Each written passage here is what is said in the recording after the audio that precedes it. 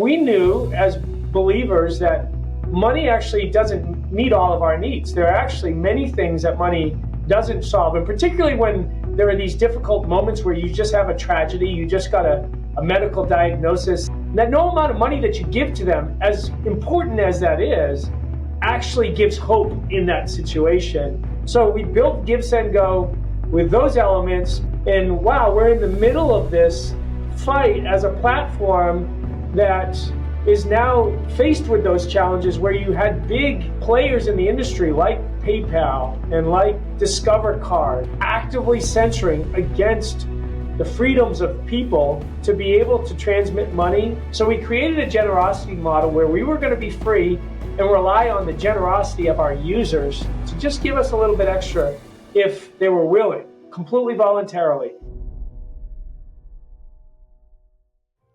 Hello, everyone. I'm Rebecca Weber, and it's great to be back with all of you. One of the greatest qualities, I think, embodied by so many Americans is our desire and ability to really build, create, and innovate. American ingenuity has significantly shaped industries, our culture, and progress. And today, we have a truly inspiring guest joining us. He is a visionary, and he saw the potential to combine faith and technology to create a platform that's not only transforming lives, but also standing firm for free speech and religious liberty. Jacob Wells, the founder of GiveSendGo, has taken the concept of crowdfunding and has given it a mission-driven twist. We're thrilled to dive into the story behind GiveSendGo and discuss the values that fuel his work and explore the future of this very unique platform. Jacob Wells, welcome to the show. I'm thrilled to have you here with me, Jacob. It's great to be here. Thank you so much, Rebecca, for having me on. I'm excited to talk about all the things that you just mentioned because the journey for GiveSendGo has been fantastic, and there's a lot in front of us as we continue forward. There truly is, and I'd love to hear your story. What inspired you to create this incredible platform, GiveSendGo? So I'll try to encapsulate this, make it short. I sometimes can get long-winded, but I am one of 12 children. I actually grew up in this really large family of 6 boys and 6 girls. And after I got out of my time in the military, serving from 2001 to 2006, began to ask God what he wanted to do with my life. I'd always had a vision for impacting the world. It actually came from a moment where I went to a Billy Graham crusade when I was really young and saw something fantastic happen, and it imparted a vision for impact. I got out of the military and was wrestling through what I was going to do, and myself and my siblings came together as we sat down after a Thanksgiving meal, and we said, wow, everyone we know is using crowdfunding to fundraise to make a difference within their community, to go on a mission trip with their church, to do whatever. And there was a particular brand company that was capitalizing the market. I really don't want to say their name just because GiveSendGo is the only name that you should know, but for crowdfunding. But we looked at that and we said, it's important to help people raise money for the financial elements that they have, the issues that they have that require finances. But we knew as believers that money actually doesn't meet all of our needs. There are actually many things that money doesn't solve, and particularly when there are these difficult moments where you just have a tragedy, you just got a medical diagnosis that says something potentially bad is going to happen, or a child just dies in a tragic car accident. These issues happen, that no amount of money that you give to them, as important as that is, actually gives hope in that situation. And we had a hope in our faith that we said, well, we need to share that in this moment when people fundraise, that it's not just about money. Yes, it's important. We're going to build an incredible tool for people to raise money, but we're going to also share the hope that we have, that people can realize that they are valuable, that they have purpose, that there's a God that loves them. So we built GiveSendGo with those elements back in 2014 to compete. We launched at the end of 2015, and it's been a wild ride from there. I bet. I love your story. It reminds me a bit of AMAC's story. So we have a lot in common. You know, it was my father who was a member of AARP when he said, this group has turned so far left, they don't represent the views of most conservative Americans. And so our family, quite literally, me, my brother, my mother, my father, went to work forming AMAC. So it's a beautiful story, and it just should encourage everyone out there that there's a lot people can do, and for you to be able to offer an alternative choice with a godly purpose, a mission that really is rooted in the values that make this country so great, including our right to free speech and not censoring people because you disagree with what they believe in, I think is a tremendous feat that you've accomplished. But you certainly have faced a number of significant challenges, I'm sure. Share some of those challenges that you might have faced in building GiveSendGo, especially when compared to other platforms. Like, what successes really stand out? So, challenges numerous, partially because you don't know what you don't know when you get into something like this oftentimes. So for my sister and I, we came from a blue collar background family. My parents, my dad owned his own business and was successful as an entrepreneur in the local area. When we graduated high school, college, as much as it was an option, it wasn't like a driver. It was like, go start your own business, do something else. And so we didn't come into it with a huge technical background from having gone to school for all of these things and having learned the ins and outs of what a startup would look like. We just took a step of faith. So that was, I think, the most important factor for persevering through the challenges. But as we navigated through them, what we found was there's technical challenges, the learning curve there. But then we hit points where we found out, wait a second, beyond just the unknowns and the technical, the business environment, there's actually political elements that are fighting actively against the very freedoms that this country was founded upon. And wow, we're in the middle of this fight as a platform that is now faced with those challenges where you had big players in the industry like PayPal and like Discover Card and these big institutions, financial institutions, actively censoring against the freedoms of people to be able to transmit money and use that as a form of speech. And in those challenges, we stood tall and we built our own systems and we bought our own servers. And we just took each step a day at a time, trusting that God would lead us as he has in the midst of those challenges. So the challenges actually turned into successes because as we faced those challenges head on and stood boldly in them, they became successes of us reaching greater audiences and now being a platform that's in over 80 countries around the world. God's used the platform absolutely incredible. You have campaigns actively going on right now in the UK and in Australia and in Africa and South America and throughout Europe. I mean, there are campaigns all over the world using GiveSendGo. And it's because we met challenges and we stood on our faith and our principle, and they became successes. Again, I just love this. It's part of what makes America so great. And I love that you do believe that it is a godly mission, which is really wonderful. I'm going to mention some of your competition because they've done some terrible things. GoFundMe. In 2019, GoFundMe banned fundraisers from anti-vaccine activists. They did it again in 2021 with the Canadian truckers. And I've heard multiple stories of folks being banned. Now, with those kinds of controversies surrounding, GoFundMe's sudden campaign shutdowns, really is what they are, how does GiveSendGo protect the interests of both donors and fundraisers?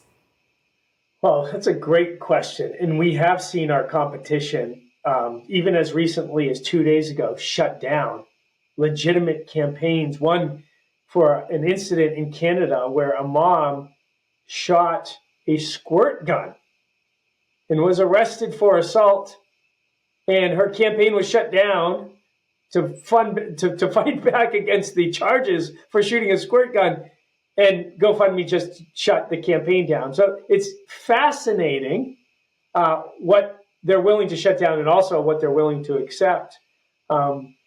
For us in the journey and in protecting our users, we've we've created a great infrastructure. We have a team that's a verification and payout team, and they analyze every campaign to make sure that it is a legitimate campaign, that the person that has started the campaign isn't a fraudster, that it's actually connected to the event that is taking place. People can try, fraud is a common thing. It's a reality of the world that we live in. People see notable stories that happen and they're like, well, let me try to piggyback on the media surrounding this story. So I'll just go create a fundraising campaign. And we want to protect our givers from situations like that. So we have a verification team that does an incredible job making sure that campaigns are legitimate, that they're actually connected to the cause that's being fundraised for. So we have a bunch of protections in place for our users for those very purposes. And we've had a great history of success in doing so, where we really have caught the fraud that's taken place or attempted to take place on our platform. That is terrific. Now, beyond these great measures that you've put in place to ensure high integrity and to be able to represent people, not just here in the U.S., but, to offer people, not just here in the U.S., a platform, but people across the globe, what do you think are some other differentiators between you and some other crowdfunding platforms? Yeah, I mean, there's numerous, and I will say us being available in the amount of countries, over 80 countries now, compared to our competitor GoFundMe's 18. So big differentiator there. We're taking over the global marketplace. It's part of our vision is to really be the platform for the world. We're less expensive. We're a free platform. We actually champion generosity in our business model. We said we're not going to charge for our service when platforms like GoFundMe were taking 5% plus of every donation that came through. We said, we believe in a generous God. We're going to live generously ourselves. And what that means is people are raising money because they need it. They're in a situation, it doesn't make sense for us as a platform to take money from people that need it. Why don't we just ask the people that are giving, that have the money, to give a little bit extra if they're willing? So we created a generosity model where we were going to be free and rely on the generosity of our users to just give us a little bit extra if they were willing, completely voluntarily. And what we found was our givers were generous and they were willing to give us a little bit more in their donations to the campaigns on our site. And we were amazed at that generosity, but that's a differentiator. We believe in generosity. We actually have something on GiveSendGo called the Giver Army. It's now thousands of people that have voluntarily signed to be part of this amazing movement of generosity, and they just contribute $5, $10 a month on a recurring basis into a category of their choice, whether it's community causes, whether it's pro-life causes or pet causes, or it could be any number of causes. And that money goes into a bucket for those, and that money is given from the charity that we have to campaigns on GiveSendGo. So we have a crowd for the crowdless. Not everybody has a big crowd to be able to fundraise from.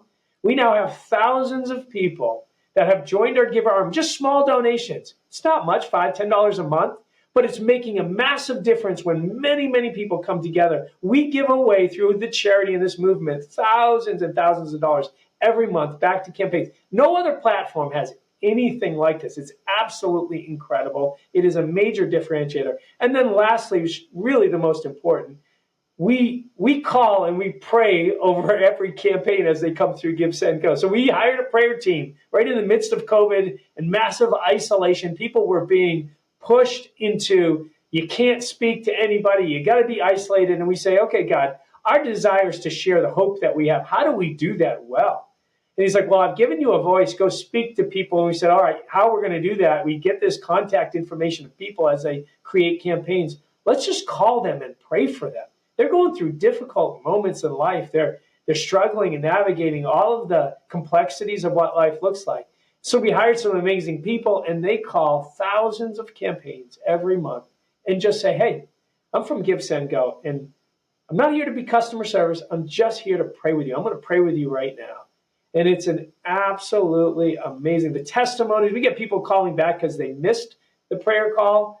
And they're like, I'm so glad I missed it because it's now saved on my voicemail forever. This is an amazing thing that I just got from you guys. And some people break down crying. And again, GiveSendGo is not just for Christians. It's not just even for conservatives, it's for everybody, because everyone needs hope. But we want to share the hope that we have, and these are the ways that we do it, and they differentiate us vastly from our competitors. I love this. I love the crowd for the crowdless, and I love the prayer that you're offering. We have a mighty God. We have one God. He loves and has created each and every one of us. And when you and I, Jacob, we understand the power in prayer, we're not going to keep that secret. Right. We're not going to not tell people about what we know has been nothing but blessing upon blessing. So the fact that you are taking that opportunity to engage with people and provide that kind of hope is just so wonderful. And this is even better than I thought. So I'm so glad I've asked you that question. Yeah. So Jacob, tell our listeners, how simple is it for people to fundraise for their causes using your platform, and where do they go to get started? Yeah, that's a great question. It's about as easy as you can do anything. We tried to streamline this and make it so simple. It's GiveSendGo.com. It's the website name. It's who we are, Give, Send, Go. Those three words, important words for how we ought to live in our lives as givers, senders, and goers, like just impacting the world, action-oriented. But it's GiveSendGo.com. And within moments, literally within 3 to 5 minutes, and it'll actually even be quicker because we're incorporating some AI to help people in their campaign creation shortly. But within minutes, you can come to GiveSendGo.com, click the Start a Campaign button, and have a campaign up and running where you're receiving funds from your community of friends and from the Giver Army or whoever else is out there wanting to give within minutes to your cause. So, and not only money, but we have a pray button. People can send prayers as well as we do from our team. So it literally is as simple as clicking the Start a Campaign button on our homepage or throughout the website, and a campaign can be created. We walk you step by step through each of the simple steps of what creating a campaign looks like, and then you're done and ready to begin sharing. Oh, this is terrific, Jacob. You really do embody the American dream and your vision to build something that was so unique and so sorely needed in a world where so many people are ostracized, they're censored, they're muffled, and they don't have an opportunity to reach other people. You are lifting people up and helping people out. So I want to thank you so much. And, to everyone out there listening, if you think this is something that you would love for AMAC to partner with GiveSendGo, I'm thinking right now we need to have links up on our site. We need for every AMAC member to recognize that there is an alternative to the other, I'm going to call them the lefties out there, because anybody who's censoring those who are really fighting for freedom, right. There's something wrong there. So Jacob Wells, thank you so much for being with me today. It's just wonderful to have you here. And I look forward to working together with you and bringing more awareness to your incredible platform. Well, thank you so much, Rebecca. And I appreciate that. Look forward to further connection for sure. Thank you so much. Excellent. Oh, thank you. And to everyone out there listening today, if you haven't joined, go ahead and do that right away. Join AMAC. Go to amac.us. We've got some incredible specials.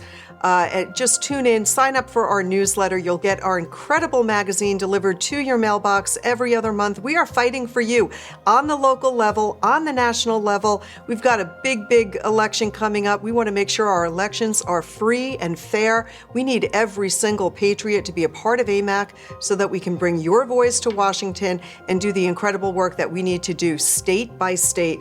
Join or renew. Tell a friend about AMAC. Until next time, everyone, I'm Rebecca Weber. Thanks for joining, and we'll see you again next time. Have a great day, everyone.